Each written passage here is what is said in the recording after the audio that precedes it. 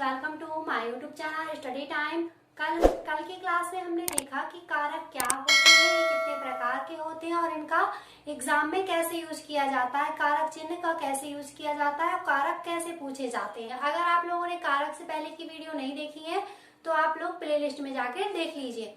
अब आज हम पढ़ेंगे क्रिया क्या होती है, क्रिया कितने प्रकार की होती है, मतलब क्रिया को हम किस किस रूप में पढ़ सकते हैं, किस किस रूप में जान सकते हैं और इसका एग्जाम में कैसे क्वेश्चन बनते हैं। सो गाइस अपन स्टार्ट करते हैं। क्रिया क्या होती है और इसकी डेफिनेशन। तो क्रिया होती क्या है, क्रिया किसको बोलेंगे? क्रिया मतलब करने जो काम किया जा रहा है उसको हम क्रिया कह सकते हैं। यहाँ पे जिन शब्दों से किसी काम का करना या होना पाया जाता है उसे क्या कहते हैं? क्रिया कहते हैं। क्या होता है? जहाँ पे जिन शब्दों से भी पता चले कि कोई काम किया जा रहा है या हो रहा है तो वहां पे क्या हो जाएगा? क्रिया हो जाएगा। क्रिया जैसे हंसना, रोना, गाना, सोना, उठना, बैठना, कुछ भी अपन करते हैं तो वो किस में आता है? वो किस में काउंट होता है? क्रिया में काउंट होता है। मतलब कि वे शब्द, देखो डेफिनेशन देखो इसकी, जिन शब्दों से किसी कार्य का करना या होना पाया जाता है उसे क्या कहते हैं? क्रिया कहते हैं। जैसे फॉर एग्जाम्पल अभी हमने बताया, लिखना, रोना, पढ़ना, हंसना, सोना, गाना, कुछ भी हो जाएंगे, ये सारी क्या है? क्रियाएं हैं। अब हम देखते हैं क्रिया कितने रूप की होती है, मतलब कितने भागों में विभाजित हुई है क्रिया। क्रिया के भाग कितने होते हैं? तो क्रिया के दो भाग होते हैं, अकर्मक क्रिया और सकर्मक क्रिया। अब अकर्मक क्रिया नाम से ही पता चल रहा है कि अकर्मक, जहाँ पे कर्म ना हो, जहाँ पे क्या पता चले, जहाँ पे किसी कर्म का ना होना पाया जाए वहां पे होगा अकर्मक, और जहाँ पे कर्म का होना पाया जाए वहां होगा सकर्मक। अब हम देखते हैं इनका डिटेल किस रूप में विभाजित किया गया। देखेंगे अकर्मक क्रिया क्या होती है। अकर्मक जैसे अभी हमने बताया कि जहाँ पे क्या हो, बिना कर्म का, मतलब कहाँ, जहाँ पे किसी कर्म के होने का पता ही ना चले, जहाँ पे कोई किसी भी सेंटेंस में, किसी भी वाक्य में ये समझ में ना आए कि कहाँ पे कर्म हो रहा है, वहां पे क्या हो जाएगा? अकर्मक क्रिया। मतलब किसी, जहाँ पे कोई भी कर्म नहीं होगा वहां पे क्या होगा? अकर्मक क्रिया। जैसे डेफिनेशन देखो अकर्मक क्रिया की, वे क्रियाएं जो बिना किसी कर्म के होती है। ठीक है, क्या होते हैं? वे क्रियाएं जो बिना किसी कर्म के होती हैं अकर्मक क्रियाएं कहलाती हैं। जो बिना कर्म के होंगी वो अकर्मक होंगी, जो कर्म की होंगी, जो काम के साथ साथ चलेंगी वो सकर्मक होंगी। अब बिना कर्म के होंगी मतलब कि सीधे सीधे ये ट्रिक में देखो, जैसे एक ट्रिक है इसकी, जहाँ पे अपन जैसे कोई सेंटेंस दिया है एग्जाम्पल का, कि जहाँ पे अपन कोई क्वेश्चन करते हैं और अपन को आंसर नहीं मिलता तो वहां पे होगा अकर्मक क्रिया। जैसे फॉर एग्जाम्पल वह रोता है। अब वह रोता है, यहाँ पे कोई, अब हम क्वेश्चन कर रहे हैं वह रोता है, कौन रोता है? क्या समझ में आ रहा है कि कौन रोता है? वहां पे आंसर मिल रहा है। जहाँ पे आंसर नहीं मिलता वहां पे होता है अकर्मक क्रिया। ये हिंट होती है अकर्मक क्रिया पहचानने की। अब राधा कूद, ये तो बता नहीं कि राधा कूदती है, क्या कूदती है, रस्सी कूदती है, कुछ और कूदती है, ये थोड़ी ना बताएगी कि क्या कूदती है। अब हम यही क्वेश्चन यहाँ पे क्वेश्चन कर ले कि क्या कूदती है, कुछ समझ में आ रहा है कि क्या कूदती? जहाँ पे क्वेश्चन का आंसर ना मिले वहां पे होगा अकर्मक क्रिया। ठीक है, यहाँ मतलब जो बिना कर्म की होती है, जो बिना कर्म की चलती है उसे अकर्मक क्रिया कहते हैं। और दूसरे तरीके से ये कह सकते हैं जहाँ पे हम कोई क्वेश्चन करते हैं और हमें जिसका आंसर नहीं मिलता वो होती है अकर्मक क्रिया। ठीक है, अब हम देखेंगे सकर्मक क्रिया, सकर्मक क्रिया। अब सकर्मक क्रिया क्या होती है? सकर्मक, जैसे हमने एग्जाम्पल पहले ही बताया था डेफिनेशन में कि सकर्मक क्रिया क्या होती है? जो कर्म के साथ चलती है। क्या होती है? जो कर्म के साथ चलती है उन्हें सकर्मक क्रिया कहते हैं। मतलब कि जहाँ पे, जैसे अकर्मक क्रिया में बताया हमने कि जहाँ पे क्वेश्चन किया जाए और आंसर ना मिले वो अकर्मक क्रिया होगा। और इसका दूसरा हिंट सकर्मक का ये है कि जहाँ पे क्वेश्चन किया जाता है और आंसर हमें मिल जाता है तो होता है सकर्मक क्रिया। जो कर्म के साथ चलती हैं वो हो जाएंगी सकर्मक क्रिया।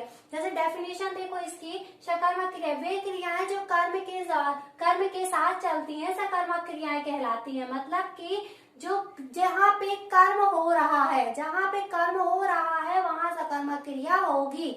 मतलब कि जैसे देखो मोहन आम खाता है। अब मोहन क्या खाता है? मोहन क्या खाता है? आम खाता है। मिल गया हमें आंसर, तो वहां पे होगा सकर्मक क्रिया। राधा रस्सी कूदती है। राधा क्या कूदती है? क्या कूदती है? रस्सी कूदती है।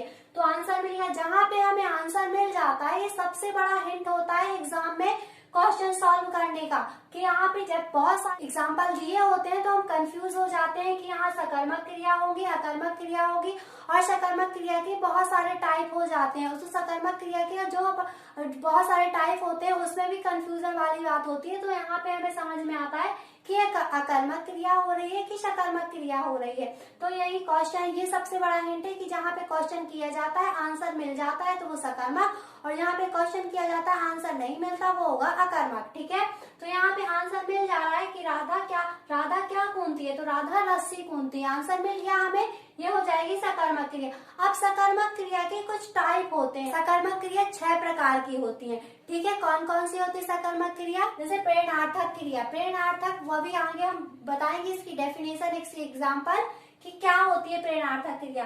सेकेंड है पूर्वकालिक क्रिया, थर्ड है द्विकर्मक क्रिया, फोर्थ है संयुक्त क्रिया, फिफ्थ है नामबोधक क्रिया, और सिक्स है नाम धातु क्रिया। ये होती है सकर्मक क्रिया। 6 एग्जाम्पल है, उनको अब हम देखेंगे डिटेल से कि इसकी डेफिनेशन क्या होती है, इसके एग्जाम्पल कैसे बनते हैं, एग्जाम में कैसे क्वेश्चन पूछे जाते हैं। अब हम देखेंगे इसका डिटेल के टाइप की और अंदर की। फर्स्ट है प्रेरणार्थक क्रिया। अब प्रेरणार्थक क्रिया क्या होती है? प्रेरणार्थक मतलब स्वयं जो दूसरों पे क्या हो, आश्रित हो, क्या हो, दूसरों पे आश्रित हो, मतलब दूसरों के सहारे हो, उसे को क्या बोले, प्राणार्थक क्रिया। मतलब कि जो सबसे पहले प्रेरणार्थक क्रिया की डेफिनेशन देखो, डेफिनेशन होती क्या है?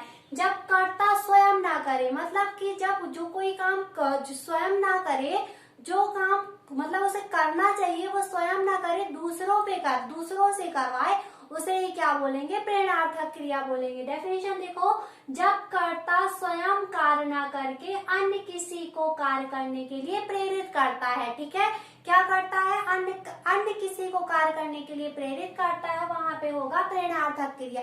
अब प्रेरणार्थक क्रिया का सबसे बड़ा हिंट है कि वहां पे क्या लगा होता है, वाना प्रत्यय लगा होता है। ठीक है, सबसे बड़ा हिंट है, एग्जाम में क्या लगा हुआ है तो वो स्वयं ही, वो स्वतः ही क्या बन जाएगी, प्रेरणार्थक क्रिया बन जाएगी। जैसे लिखना में वाना प्रत्यय लगा दो तो क्या हो जाएगा, लिखवाना, तो वो क्या हो गई, स्वयं ही बन गई। लिखना मतलब कि हम खुद ही लिख रहे हैं, लिखवाना मतलब कि दूसरों से लिखवाना। मतलब अब समझ में आ गया कि क्या होती है प्रेरणार्थक क्रिया। फॉर एग्जाम्पल देखो, जैसे वह अमन से पत्र लिखवाता है, समझ में आ रहा, वह अमन से, वो खुद नहीं पत्र लिख रहा, क्या कर रहा है, दूसरों से पत्र लिखवा रहा है, मतलब कि अमन से पत्र लिखवा रहा है, तो वह अमन से पत्र लिखवाता है, क्या हो गई, ये प्रेरणार्थक क्रिया हो गई। सेकेंड पूर्वकालिक क्रिया। अब हम पढ़ते हैं सकर्मक क्रिया की अंदर की। सेकेंड है पूर्वकालिक क्रिया। जब किसी मुख्य क्रिया के करने से पहले अन्य क्रिया संपन्न की जाती है उसे ही क्या कहते हैं, पूर्वकालिक क्रिया कहते हैं। और एग्जाम्पल जैसे अभी हमने बताया था, प्रेरणार्थक में वाना प्रत्यय लगाने से वह स्वयं ही क्या बन जाती है, प्रेरणार्थक बन जाती है। इसी जैसे पूर्वकालिक क्रिया में भी यही होता है, कर प्रत्यय लगाने से। कौन सा प्रत्यय लगाने से? कर प्रत्यय लगाने से। कर प्रत्यय लगाने से वो क्रिया स्वयं ही, वो स्वतः ही क्या हो जाती है, पूर्वकालिक क्रिया बन जाती है। मतलब कि अब हमें इतनी बड़ी डेफिनेशन लर्न नहीं करनी है तो कोई प्रॉब्लम नहीं, बस इतना लर्न कर सकते हैं कि अगर हम कर प्रत्यय लगा देते हैं तो वो कौन सी क्रिया बन जाएगी, पूर्वकालिक क्रिया बन जाएगी। जैसे फॉर एग्जाम्पल लिखना, तो लिख कर, पढ़ना, पढ़कर, उठना, उठकर, मतलब जब कर प्रत्यय लगा देंगे हम तो वो डेफिनेटली क्या बन जाएगी, पूर्वकालिक क्रिया बन जाएगी। अब पूर्वकालिक क्रिया का जैसे एग्जांपल देखते हैं। जैसे ये एग्जांपल लिखा है, अमन सुबह उठकर व्यायाम करता है, मतलब अमन सुबह उठकर व्यायाम करता है, सुबह उठ गया और उसने व्यायाम कर लिया। क्या क्या, मुख्य क्रिया करने से पहले उसने क्या कर दिया, एक अन्य क्रिया कर ली, तो वो हो जाएगी पूर्वकालिक क्रिया। ठीक है, अब जैसे उसने क्या कर लिया, अब सुबह उठकर पहले ही मुख्य कार्य करने से पहले अन्य कार्य खत्म कर लिया, और क्या आ गया, और कर प्रत्यय भी लगाया। सबसे बड़ा हिंट क्या है, उठकर, ये आ गया उठकर, मतलब कर प्रत्यय लगाया तो यहाँ कर जहाँ आता है, कर प्रत्यय जहाँ पे यूज किया जाता है वहां पे क्या हो जाता है, कालिक क्रिया हो जाती है। ठीक है, ये याद रखना कि कहाँ पे क्या होता है। वाना प्रत्यय लगाते थे तो प्रेरणार्थक बन जाती थी, और कर प्रत्यय लगाते हैं तो पूर्वकालिक क्रिया बन जाती है। क्रिया की थर्ड क्रिया कौन सी होती है, द्विकर्मक। मतलब जहाँ पे समझ में ही आ रहा है, जहाँ पे बोला ही जा रहा है, द्विकर्मक मतलब जहाँ पे दो कर्म होते हैं वहां पे होगी द्विकर्मक क्रिया। शब्द से ही पता चल रहा है कि द्विकर्मक क्रिया क्या होती है। वे क्रियाएं जो दो कर्म के साथ लेकर चलती है दो द्विकर्मक क्रिया कहलाती है। वह लेखनी से पत्र लिख रहा है, मतलब कि वह लिख भी रहा है, क्या लिख रहा है, लेखनी से लिख रहा है और पत्र लिख रहा है, दो कर्म कर रहा है ना, तो वहां पे हो जाएगी द्विकर्मक क्रिया। अब हम देखते हैं संयुक्त क्रिया। संयुक्त क्रिया मतलब कि जो दो से क्या हो, दो क्रियाओं का मेल हो, वहां पे होती है संयुक्त क्रिया। वे क्रियाएं जिसमें दो क्रियाएं सम्मिलित होती हैं उसे ही क्या कहते हैं, अपन संयुक्त क्रिया कहते हैं। अब संयुक्त क्रिया कैसे, जैसे साधारण बोलचाल में, साधारण लैंग्वेज में बोल देते हैं कि आया जाया करो, उठा बैठा करो, चला फिरा करो, खाया पिया करो। वो क्रियाएं जब एक साथ मिलाती जाती हैं तो वो क्या होती है, संयुक्त क्रिया। जैसे फॉर एग्जाम्पल, सभी को चलते फिरते रहना चाहिए, मतलब चलते रहना चाहिए और फिरते रहना चाहिए। दो क्रियाएं मिल गई तो वो हो गई संयुक्त क्रिया। ठीक है, देखते हैं फिफ्थ क्या होती है, नाम बोधक क्रिया। मतलब कि नाम बोधक क्रिया क्या होती है, वे क्रियाएं जिसमें संज्ञा सर्वनाम विशेषण से मिलके बनती है, इसे क्या बोलते हैं, नाम बोधक क्रिया बोलते हैं। हम नाम बोधक क्रिया क्या है, जैसे लाठी मारना, दुखी करना, बतियाना, पत्र लिखना, मतलब कि जहाँ पे पता चले संज्ञा सर्वनाम विशेषण से जो मिलके बनी हुई होती है उसे ये क्या कहते हैं, नाम बोधक क्रिया कहते हैं। नाम धातु क्रिया। अब नाम धातु क्रिया क्या है, जहाँ पे सीधे इजी लैंग्वेज में याद रखो, जहाँ पे संज्ञा और विशेषण मिल जाते हैं वहां पे क्या हो जाता है, वहां पे नाम धातु क्रिया हो जाती है। जहाँ पे क्या हो, संज्ञा और विशेषण मिल जाए वहां पे नाम धातु क्रिया हो जाती है। जैसे इसकी डेफिनेशन देखो, सबसे पहले तो नाम धातु की डेफिनेशन देखते हैं, होते क्या, वे क्रियाएं जो अपना स्वयं का स्वरूप परिवर्तित करके प्रयोग की जाती हैं। मतलब कि अपना उनका कोई स्वरूप नहीं होता, वो परिवर्तित हो जाती है। जैसे बात करना मतलब कि बतियाना, लात मारना मतलब कि लतियाना, धमकी देना मतलब कि धमकाना, मतलब उनका कोई स्वरूप नहीं होता, वो परिवर्तित होके यूज की जाती है, उनको ही बोलते हैं नाम धातु क्रिया। ठीक है, अब हम देखते हैं इसके एग्जाम्पल। क्रियाएं पढ़ी, क्रिया के रूप पढ़े, अब हम उसका देखते हैं, उनके देखते हैं एग्जाम्पल। मतलब जो अभी देखे थे हमने टाइप, उसी के हम एग्जाम्पल देखें कि एग्जाम में कैसे क्वेश्चन किए जाते हैं क्रिया से, और क्रिया की डीपली कहाँ से कैसे क्वेश्चन आते हैं। तो हम देखते हैं वह दौड़ता है, हमने क्या बताया था, जहाँ पे क्वेश्चन कर रहे हैं और आंसर आ रहा है वो सकर्मक होगा, जहाँ पे हम क्वेश्चन कर रहे हैं और आंसर नहीं आ रहा है वो होगा आकर्मक। अब यहाँ पे वह दौड़ता है, कौन दौड़ता है, क्या आंसर आ रहा है, तो यहाँ पे हो जाएगा अकर्मक।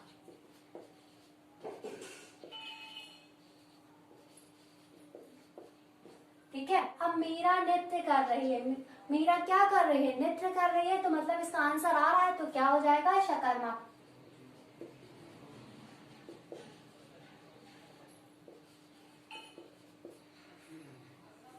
अब उसने लोगों से अपना कार्य पूर्ण करवाया, उसने लोगों से मतलब उसने खुद काम नहीं किया, दूसरों से करवाया। तो क्या बताया था हमने, जहाँ पे स्वयं कार्य न किया जाए, किसी और से कार्य कराया जाए, किसी और से कार्य करवाने के लिए प्रेरित किया जाए, वहां पे क्या होगा, वहां पे कौन सी क्रिया होगी, प्रेरणार्थक क्रिया।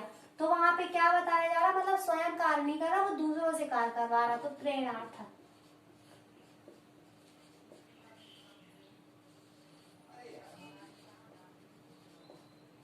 ठीक है, ये हो गई प्रेरणार्थक। जैसे राजा थोड़ा खाया पिया करो, अब यहाँ पे बोल रहा है कि खाया पिया करो, दो क्रियाएं दिख रही हैं, वहां पे दो क्रियाएं दिख रही, बट उसका यूज कहाँ हो रहा, एक साथ किया जा रहा है। वो क्या हो जाएंगी, दोनों जो मिल जाती है वो संयुक्त हो जाती है, तो क्या हो जाएगा यहाँ संयुक्त क्रिया।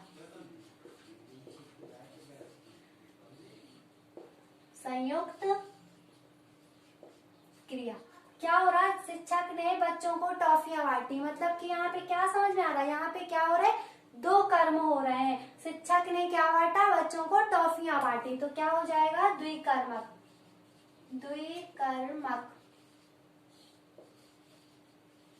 द्विकर्मक क्रिया हो गया। राहुल ने अपने मित्र को धमकाया, क्या हुआ, ये संज्ञा से विशेषण बना। कहाँ बनता था संज्ञा से विशेषण? नाम धातु क्रिया में। किसमें? नाम धातु। तो नाम धातु,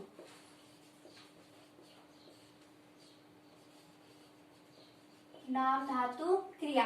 अब मोहन फुटबॉल खेल रहा है। मोहन क्या खेल रहा है? आंसर आ गया कि नहीं आ गया?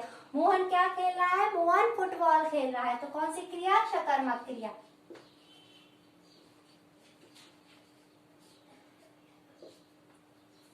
सकर्मक क्रिया। गाइस ये हो गए क्रिया के प्रकार और क्रिया के एग्जाम्पल। हमने देखा कि क्वेश्चन एग्जाम में कैसे क्वेश्चन बनते हैं क्रिया से और किस तरीके से इनका यूज किया जाता है। अब हम नेक्स्ट पढ़ेंगे क्रिया विशेषण क्या होता है। क्रिया अपन ने पूरी कंप्लीट कर ली। अब हम देखेंगे क्रिया विशेषण क्या होता है। तो अगर इसमें अब कोई प्रॉब्लम हो या कोई अपडेट चाहते हो तो कमेंट